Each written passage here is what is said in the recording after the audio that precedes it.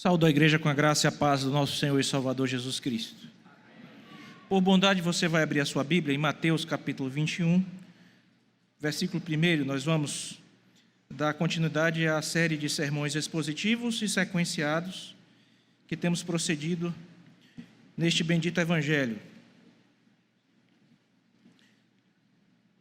Por bondade também, você deverá permanecer com a sua Bíblia aberta durante a exposição para que possa corretamente acompanhar a instrução da palavra de Deus.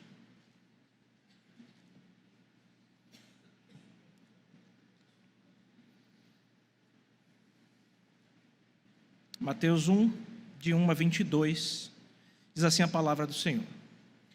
Quando se aproximaram de Jerusalém e chegaram a Betfagé, ao Monte das Oliveiras, enviou Jesus 2 discípulos, dizendo-lhes: Ide à aldeia que está diante de vós, e logo achareis presa uma jumenta, e com ela um jumentinho. Despreendei-a e trazei-mos. E se alguém vos disser alguma coisa, respondei-lhe que o Senhor precisa deles, e logo os enviará. Ora, isto aconteceu para se cumprir o que foi dito por intermédio do profeta. Dizei à filha de Sião: Eis aí te vem o teu rei, humilde, montado em jumento, num jumentinho, cria de animal de carga. Indo os discípulos, e tendo feito como Jesus lhes ordenara, trouxeram a jumenta e o jumentinho. Então puseram em cima deles as suas vestes, e sobre elas Jesus montou. E a maior parte da multidão estendeu as suas vestes pelo caminho, e outros cortavam ramos de árvores, espalhando-os pela estrada.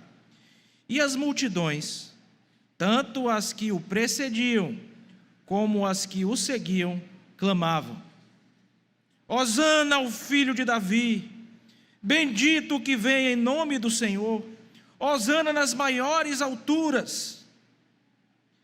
E entrando ele em Jerusalém, toda a cidade se alvoroçou e perguntavam: Quem é este? E as multidões clamavam: Este é o profeta Jesus, de Nazaré da Galileia. Tendo Jesus entrado no templo, expulsou todos que ali vendiam e compravam. Também derribou as mesas dos cambistas e as cadeiras dos que vendiam pombas. E disse-lhes: Está escrito: A minha casa será chamada casa de oração. Vós, porém, a transformais em covil de salteadores.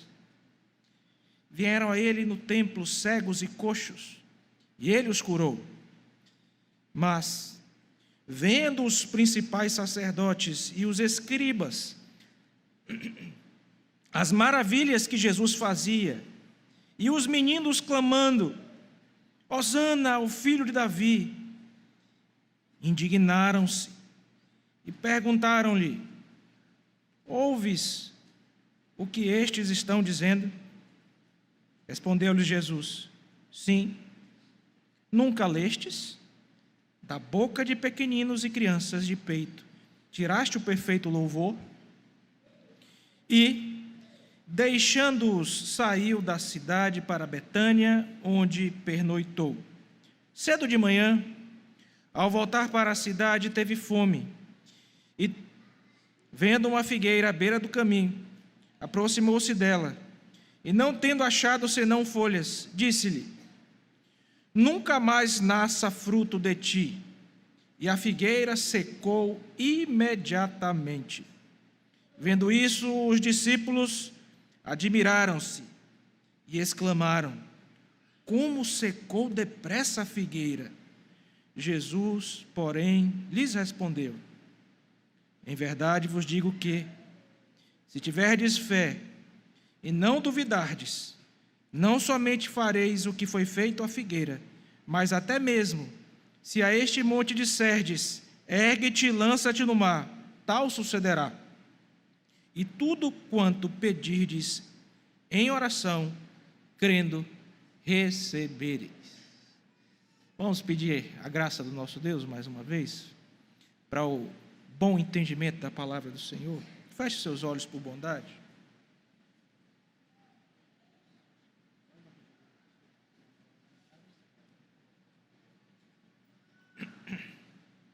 Oremos. Santo Deus Pai amado, louvado, bendito e engrandecido seja o teu santo nome. Como disse o nosso pastor, reunidos nos encontramos nessa noite, atendendo a santa e solene convocação do Senhor, privilegiados que somos, de nos aproximarmos na qualidade de filhos para entregarmos louvor e adoração ao Deus de toda a glória. Tendo também, ó Deus, a oportunidade bendita de ouvir a proclamação autorizada da Tua palavra, pregação,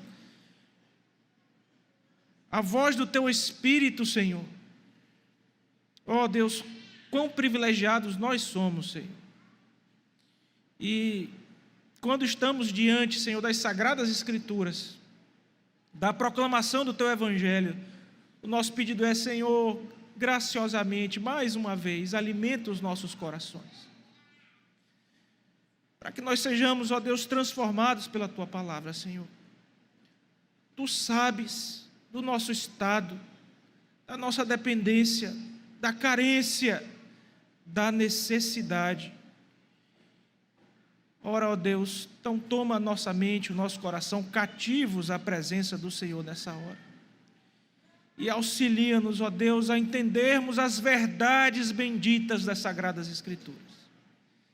Aquilo que este teu servo que vos fala, ó Deus, é falho, que tu, ó Deus, por meio do teu Espírito, abençoe o teu povo. Fala a todos os nossos corações, Senhor, e transforma-nos, ó Deus, pelo uso do ensino bendito das Sagradas Letras. Ó Deus, é o nosso pedido confiante, no nome santo e precioso do nosso Senhor e Salvador Jesus Cristo. Amém.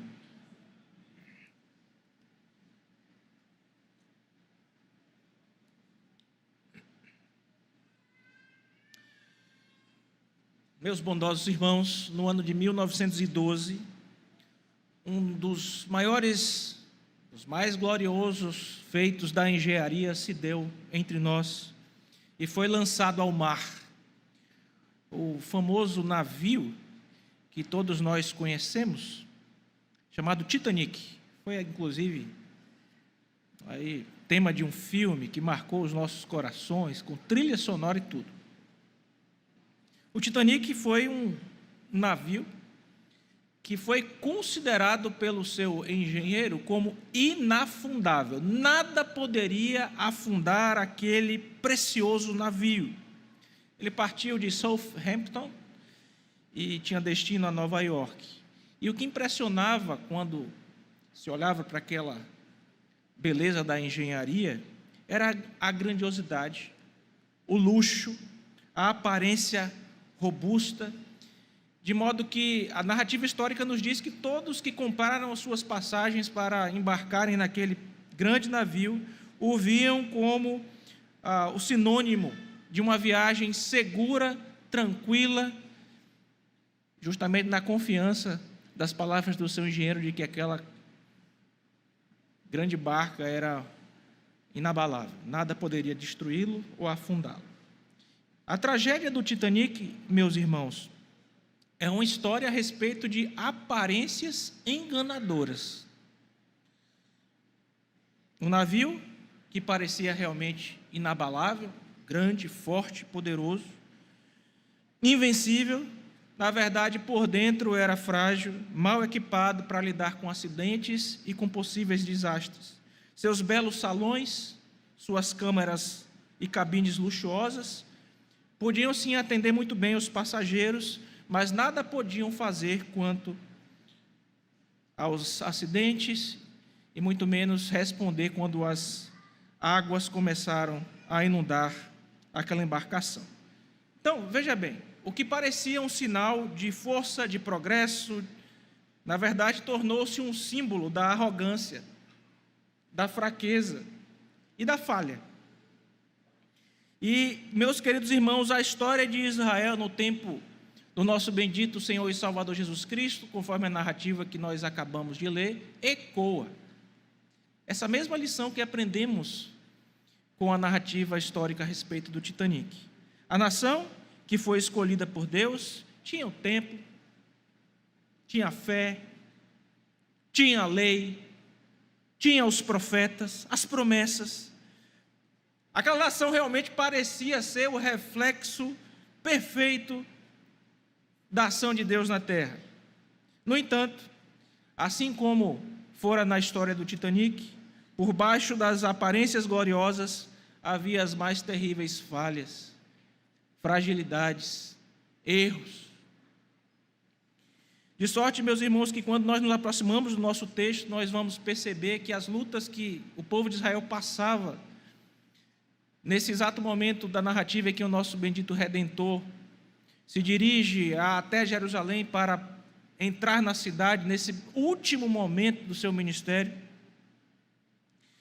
aquelas mesmas lutas que o povo de Israel passava, nós também passamos hoje, de modo que esse texto aqui não está longe, não está alheio a nós. A nossa situação, infelizmente, meus irmãos, é uma situação que em muito se parece com a situação dos israelitas, porque assim como eles, nós frequentemente, preste atenção, nos perdemos na aparência externa da nossa religiosidade, enquanto que negligenciamos a verdadeira fé na prática. Nós, como eles, estamos em perigo de cair na armadilha da hipocrisia religiosa, onde a aparência externa de uma religiosidade encobre uma falta de genuína devoção ao nosso Deus. Encobre, meus irmãos, as nossas falhas. Esta é uma possibilidade real para todos nós em nossa jornada de fé, e uma condição que somente pode ser curada pela intervenção da graça de Deus nas nossas vidas. Então, nosso estudo de hoje em Mateus 21, de 1 a 22, vai nos levar a uma inspeção profunda desse Titanic religioso da antiguidade, que era a nação de Israel. Vamos explorar como a apresentação, a ira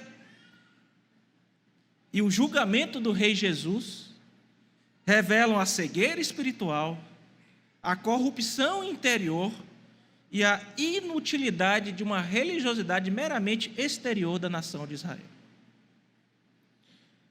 Portanto, a proposição central do nosso texto, que é aquela que, se você gravar e meditar durante a semana, você vai ser abençoado, é a seguinte: a apresentação, a ira e o julgamento do Rei Jesus demonstram a cegueira espiritual, a corrupção interior e a inutilidade de uma religião apenas exterior de Israel.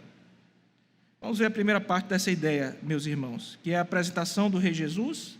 Ele faz isso no que normalmente é chamado de a entrada triunfal, a apresentação do rei, o rei que nós estamos tanto falando, que agora vai entrar em Jerusalém.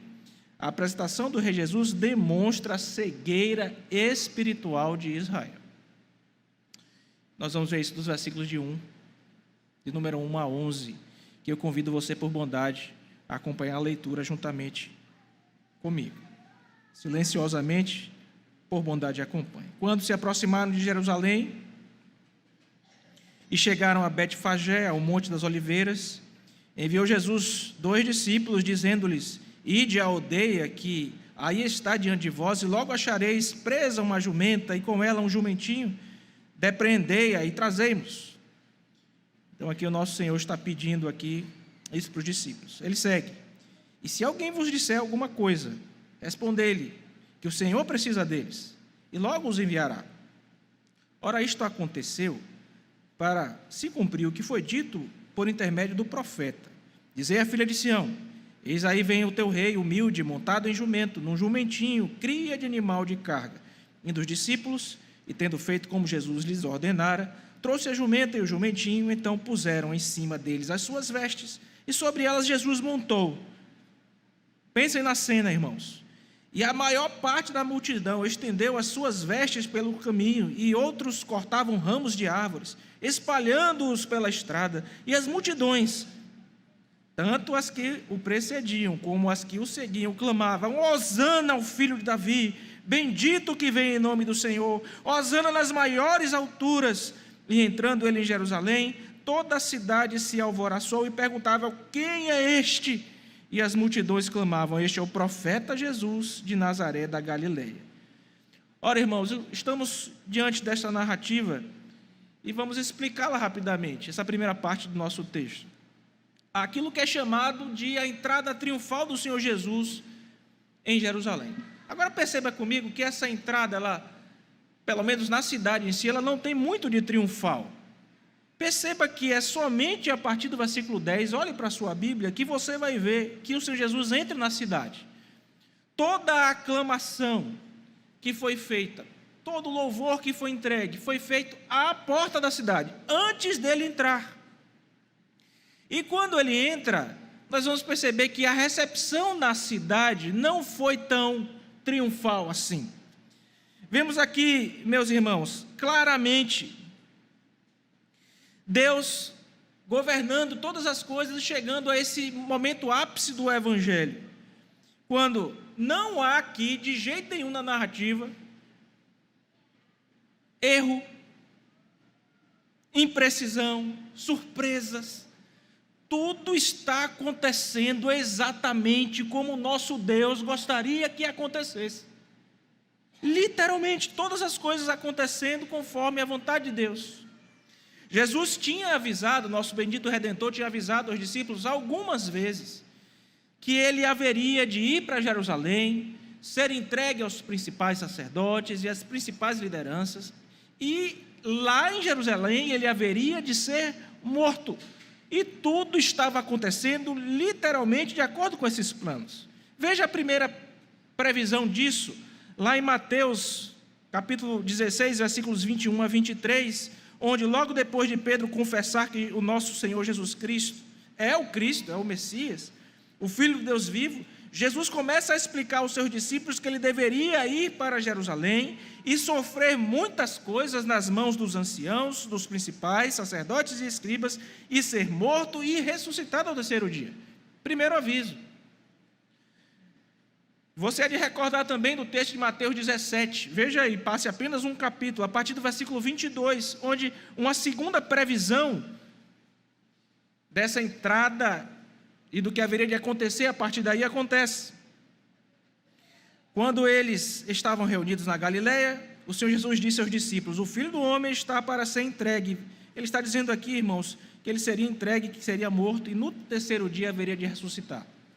Nós temos também no capítulo 20, nos versículos 17 a 19, o Senhor Jesus prestes a subir para Jerusalém, chama os 12 e dá a mesma instrução: eis que subimos para Jerusalém, e o Filho do Homem será entregue, e ele fala a respeito disso. Então, meu irmão, está tudo caminhando conforme o previsto. E aqui você também deve lembrar que a partir desse momento do ministério do nosso bendito Redentor, o segredo messiânico acabou. Pastor, lembra aí para a gente, o que é isso, o segredo messiânico? Foram todas as vezes que o Senhor Jesus, depois de proceder um grande milagre, uma cura, ressuscitar mortos, fazer coisas tremendas, ele virava para aquelas pessoas que foram alvejadas pela sua graça, pela sua cura, pelo seu amor, pelo seu ensino, e dizia: não contem para ninguém, porque ainda não é chegada a minha hora. O segredo messiânico. No Evangelho de Mateus nós podemos ver diversas vezes, Mateus capítulo 8, versículos 1 a 4, depois de curar um homem com lepra, ele fala: não conte isso para ninguém, vá e mostre-se ao sacerdote e apresente a oferta que Moisés ordenou. No capítulo 9, versículos 27 a 31, depois da cura do cego e do mudo, ele fala a mesma coisa: não conta para ninguém. A confissão de Pedro, quando falou a respeito de Cristo, ele também não fala para ninguém. Só que agora, esse momento de segredo acabou. A hora é chegada. E agora todos precisariam saber que realmente o rei estava ali, entrando em Jerusalém. Nada de segredo mais. E essa entrada, meus irmãos, é o cumprimento das Escrituras. Claramente nós vemos no nosso texto, que nos diz que ele fez isso, pegou um jumentinho, uma cria de jumenta, mandou os discípulos providenciarem isso, revelou ali a sua soberania também, ao controlar toda essa situação. São ensinos preciosos, mas que são subjacentes à questão principal. Quero mostrar aqui como Deus governa todas as coisas para o cumprimento dos seus propósitos eternos. Veja que Zacarias, o profeta Zacarias, no seu livro, capítulo 9, versículo 9, diz: alegra-te muito, ó filha de Sião, exulta, ó filha de Jerusalém, eis aí vem o teu rei, justo e salvador, humilde, montado em jumento, num jumentinho, cria de jumenta. As profecias estavam, portanto, irmãos, se cumprindo, e todos aqueles que tivessem olhos para enxergar, deveriam claramente reconhecer a palavra de Deus sendo cumprida. A própria profecia de Zacarias em si é o cumprimento de uma entrega anterior, de um oráculo real que é informado para todos nós, irmãos, em Gênesis capítulo 49, quando é dito lá que o cetro não se arredará de Judá, nem o bastão de entre os seus pés, até que venha Siló. A ele obedecerão os povos, ele amarrará o seu jumentinho à vide, e o filho da sua jumenta a videira mais excelente. Quem é a videira excelente, irmãos? Que estava agora em um jumentinho. Então a palavra de Deus sendo cumprida. Os judeus, contrariamente a isso, desprezando as Escrituras, cegos para a realidade espiritual, esperavam alguém montado em um cavalo de guerra, como de repente era o costume dos romanos. Estavam cegos quanto às profecias. E os versículos, então, meus irmãos, que nós lemos, esses primeiros versículos de 1 a 11, narram a multidão a aclamar o Rei Jesus. E colocaram ali as suas vestes para funcionar como uma espécie de tapete vermelho. Os que não tiraram as suas vestes, o texto vai dizer que a maioria tirou suas vestes, cortaram galhos de árvores e também colocaram seus galhos para que o nosso Redentor passasse, e entoavam a expressão Hosana ao filho de Davi, uma expressão rica, que significa salva-nos. E essa expressão ela passa a funcionar depois na liturgia do povo de Deus como uma expressão, como algo parecido que nós usamos com aleluia, como uma interjeição de louvor. Ele entra, portanto, sobre os louvores. E, irmãos, e apesar disso tudo, o que fica caracterizado nessa preciosa passagem é esta cegueira. Eles estavam esperando um Messias político, um libertador. Se você observar por bondade o versículo 11, você vai ver que o pessoal que estava lá dentro da cidade já estava alvoroçado, não recebeu bem, estavam ameaçados com aquele que estava entrando. Mas mesmo estes, das duas grandes multidões, uma que ia à frente de Cristo, outra que vinha atrás, quando fizeram essa festa toda, e que perguntavam, quem é esse que está aí? Não falaram o Messias, não falaram o Filho de Deus vivo, não falaram o nosso Deus, não falaram o nosso Rei, falaram o quê? Este é o profeta Jesus, de Nazaré da Galiléia. Cegos. A apresentação do Rei Jesus demonstra a cegueira espiritual de Israel. Pense em uma pessoa quando compra aqui, não sei se vocês já conhecem isso aí, um óculos de realidade virtual. Não sei se algum de vocês já teve condição de experimentar. Uma vez eu vi uma senhora botar naqueles estandes que tinham para lançar no shopping, pastor. Ela botou aquele óculos de realidade virtual, ela começou a gritar, porque não sei o que tinha ali dentro. E ela ficou com muito medo, e era muito engraçado, porque estava gritando em público e assim, com medo de cair. É uma tecnologia assim fantástica. Impressionante o que a tecnologia faz, não é verdade? E ela, irmãos, experimentou aquilo, e realmente, se você experimentar, eu já tive a oportunidade de fazê-lo, você vai ver que dá para fazer muita coisa, meus irmãos. É uma experiência imersiva, assim, fantástica. Agora imagine que você pega uma tecnologia dessa, gigante, como de um óculos desse, e usa simplesmente para ver filme no YouTube. Filme no YouTube você pode ver no seu monitor, no seu notebook, no seu tablet, no seu celular, não pode? Essa tecnologia incrível poderia levar você a uma experiência muito interessante. De repente você está usando aquilo ali, enxergando aquilo ali como usando para propósitos outros, ou não reconhecendo o potencial daquilo ali. Veja, irmãos, obviamente que guardada a infinitude das proporções, isso é semelhante ao que aconteceu com o povo de Israel. Eles estavam diante do Filho de Deus, do Salvador do mundo, mas o limitavam a um profeta, a um pequeno profeta. E qual é a aplicação dessa primeira parte do texto para a minha vida e para a sua essa noite, meus irmãos?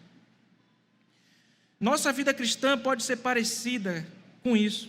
Muitas vezes temos em nossas mãos a verdade do Evangelho, que é capaz de levar a nossa vida a experiências significativas com o nosso Deus, de nos transformar. No entanto, quantas vezes, irmãos, possuindo o tesouro mais valioso, nós nos portamos como cegos pelas expectativas do mundo, cego por nossas ideias preconcebidas, cegos pela nossa arrogância e desobediência, sem compreender a ação de Deus em nossas vidas. Quando já recebemos óculos para enxergar, mas mesmo assim nos portamos como quem não enxergasse. E isso nos desafia, meus irmãos, a diariamente pedir que Deus graciosamente abra os nossos olhos espirituais, nos capacite realmente a ver, a enxergar. É muito fácil olhar para o povo de Israel e discriminá-lo. Você hoje já tem Cristo, a revelação do Novo Testamento todinha, o Espírito já veio, portanto você tem muito mais recurso do que eles. E age da mesma forma.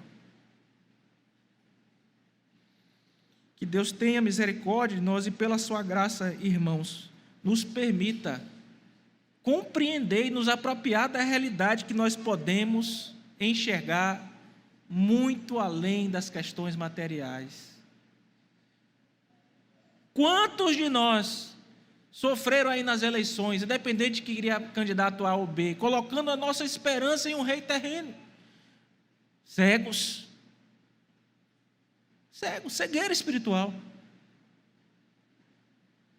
Nós precisamos reconhecer, meu irmão e minha irmã,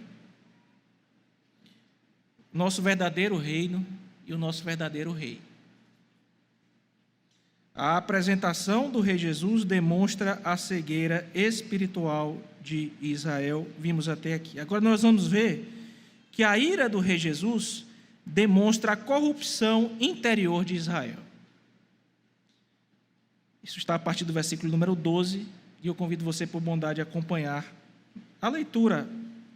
Vamos proceder destes versículos 12 a 16. Tendo Jesus entrado no templo, então ele sai assim que entrou na cidade, ele vai até o templo, segundo a narrativa de Mateus.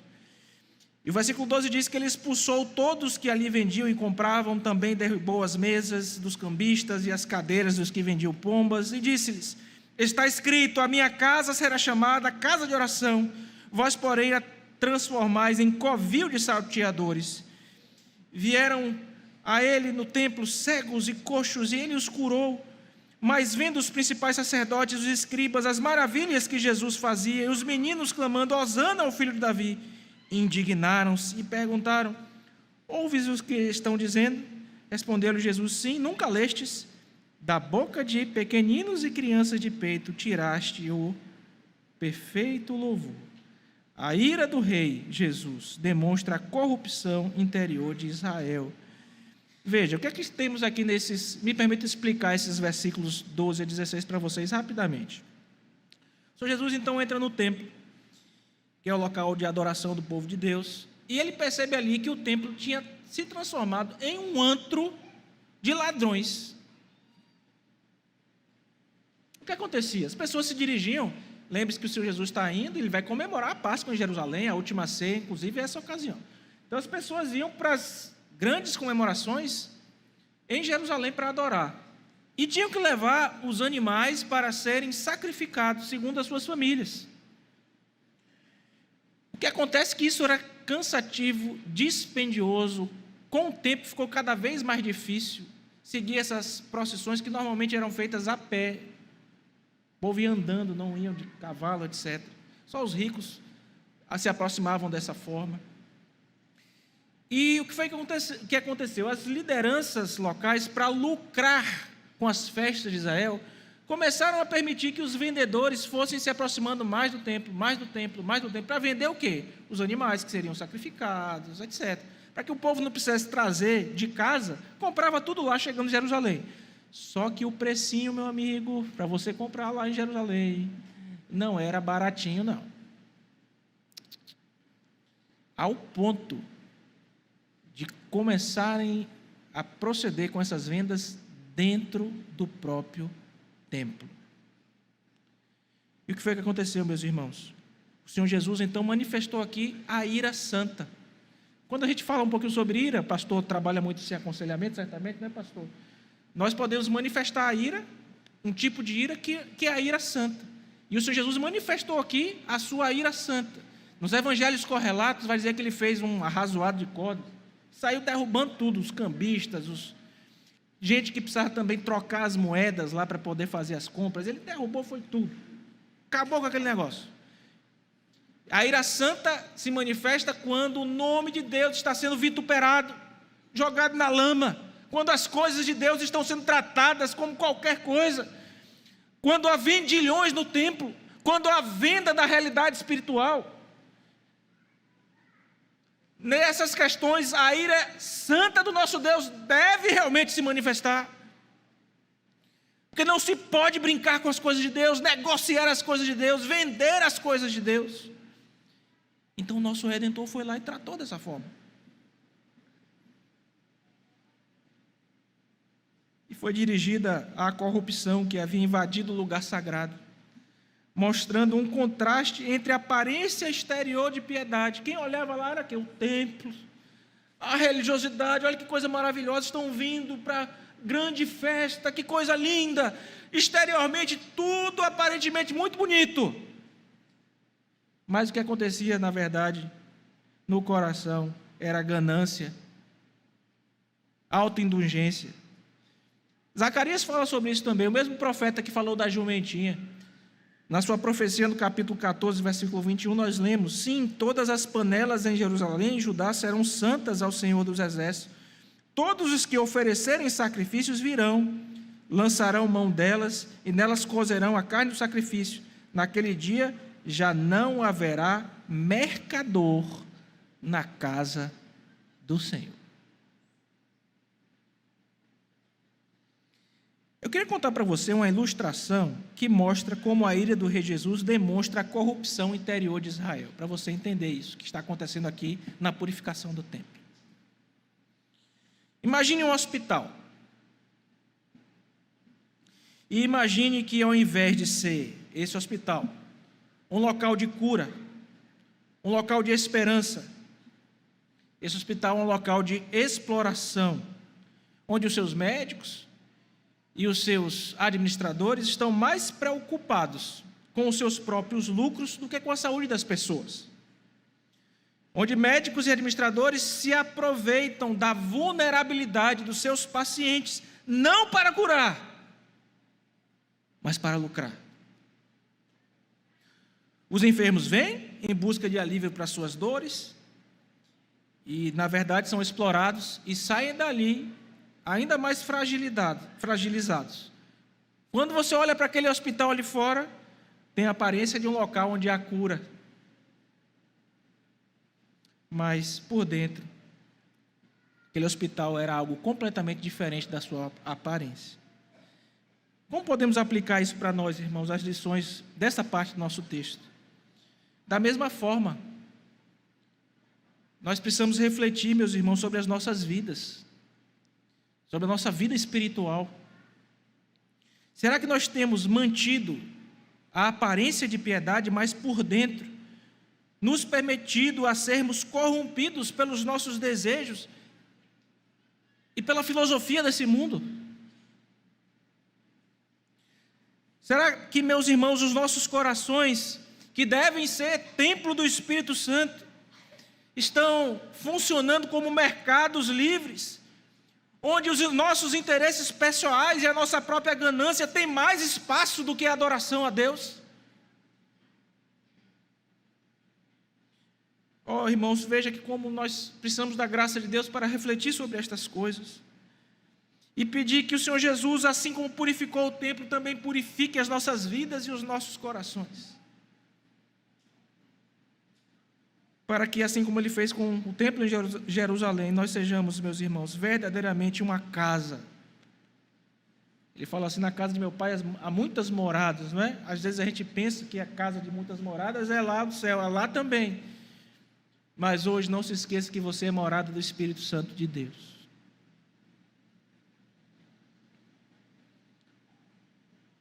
A ira do rei Jesus demonstra a corrupção interior de Israel. Vimos anteriormente que a apresentação do rei Jesus demonstra a cegueira espiritual de Israel. E por último, irmãos, nós vamos ver que o julgamento do rei Jesus demonstra a inutilidade da falsa religião exterior. Veja, estão cegos, corruptos interiormente, e aquilo que manifestavam exteriormente não servia para nada. É a terceira parte do nosso texto. Veja por bondade os versículos 17 a 22. O julgamento do rei Jesus demonstra a inutilidade da falsa religiosidade de Israel. Então, o Senhor Jesus saiu, a partir do versículo 17, veja na sua Bíblia, por favor, depois dessa ocasião do templo, foi para a cidade de Betânia, pernoitou lá, e a partir do versículo 18, você vê o que aconteceu. Cedo de manhã, ao voltar para a cidade, ele teve fome. E vendo uma figueira à beira do caminho, aproximou-se dela. E não tendo achado senão folhas, disse-lhe: nunca mais nasça fruto em ti. E a figueira secou imediatamente. Vendo isto, os discípulos admiraram-se e exclamaram: como secou depressa a figueira? Jesus, porém, lhes respondeu: em verdade vos digo que, se tiverdes fé e não duvidardes, não somente fareis o que foi feito à figueira, mas até mesmo, se a este monte dissertes: ergue-te e lança-te para o mar, tal sucederá, e tudo quanto pedirdes em oração, crendo, recebereis. Obviamente, irmãos, o Senhor Jesus está no final desse texto falando a respeito da oração.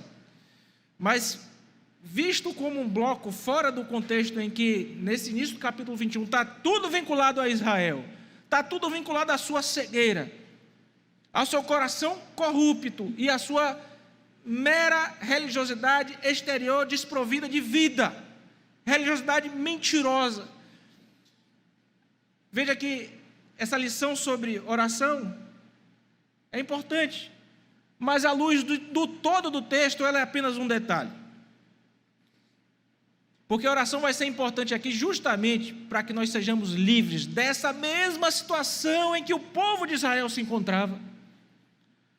Me permita explicar rapidamente esses versículos, meus irmãos. O Senhor Jesus encontra aqui uma figueira à beira do caminho e ele vai até ela esperando encontrar frutos. Se você for para os textos correlatos, você vai ver que em algum deles é dito assim: e não era tempo de frutos.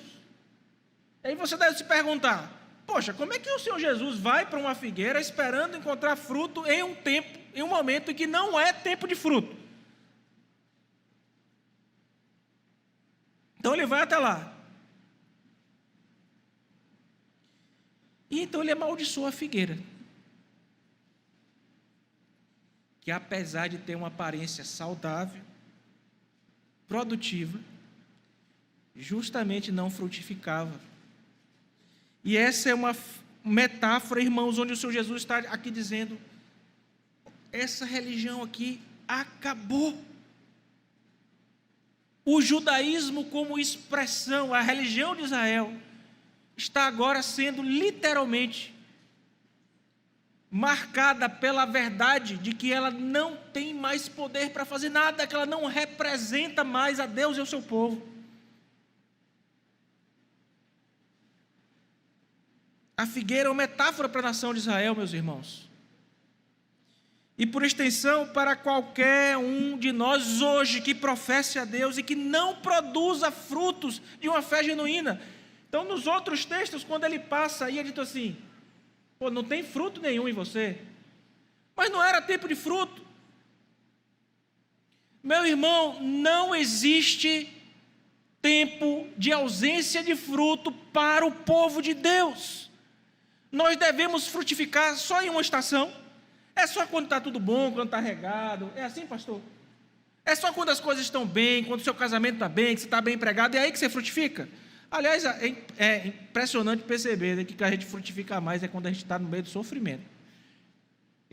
Parece que quando está tudo bem, a gente se esquece de Deus. Anda por aí. E aí, quando a coisa aperta, lembra de Deus, para pedir ajuda, socorro. Tempo de fruto. Qual é o nosso tempo de frutificar? O tempo todo. E o Senhor Jesus está dizendo: essa expressão religiosa aqui só tem folha, só tem aparência. As folhas da figueira, meus irmãos, representam a falsa religiosidade. Não fica pensando que é só em Israel, não. Aplique isso para você, para a sua vida. As cerimônias, as tradições, a aparência de piedade, sem frutos, não adianta de nada. Não adianta nada, meu irmão, você pegar aqui, ó, colocar um terno, o pastor, quem seja, o presbítero, vocês aí, colocar um terno, vir arrumado, passar um perfume, vir cheiroso para a igreja, chega aqui, levantar a mão, adorar a Deus, cantar aqui na frente no louvor, entregar a sua oferta. Se sua vida não condiz com aquilo que você está exteriormente professando. O Senhor Jesus, ao tocar na figueira, está deixando esta lição: eu não estou preocupado com aparências, eu conheço o coração. Veja que justamente a lição anterior foi essa: corrupção do coração ao limpar o templo, e cegueira espiritual ao entrar na cidade. Me permita ilustrar isso para você, para que fique bem claro como o julgamento do rei Jesus demonstra a inutilidade da falsa religiosidade de Israel. Imagine uma pessoa que vai para a academia todos os dias. Pensa aí, tá? Fitness, não é assim que fala? O cidadão é fitness, né? Na academia que eu vou, tem um monte de gente da igreja. Já pensou, você chega lá e o pastor está lá sentado, bota o tênis da academia. Eu gosto de ir para a academia de calça.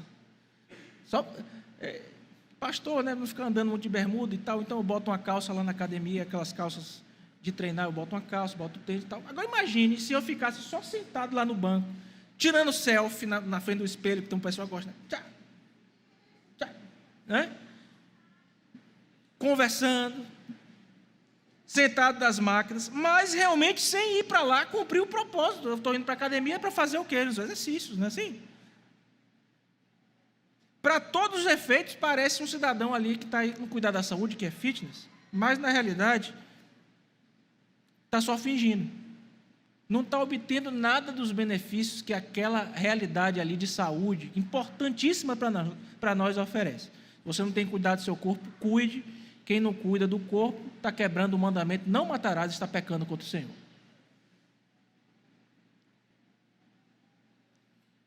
Não adianta nada fingir, irmão. Vim para a igreja fingir. Eu estava conversando com um irmão aqui, e eu contei que minha sogra tem uma frase. Minha sogra está vindo aí, inclusive, passar uns dias com a gente. Ela tem uma frase assim, ó: para fingir que é crente, é melhor você ir logo pular atrás do trio elétrico. Lá na Bahia tem um trio elétrico no carnaval, né? Raciocínio aí. A pior coisa do mundo é fingir que é crente.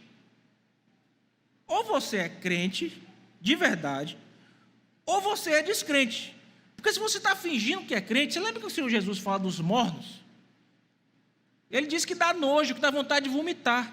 E vai haver mais juízo, eu digo que o grau do micro-ondas lá do inferno, no lugar que o falso religioso tiver, vai ser 100 graus a mais ali na quentura.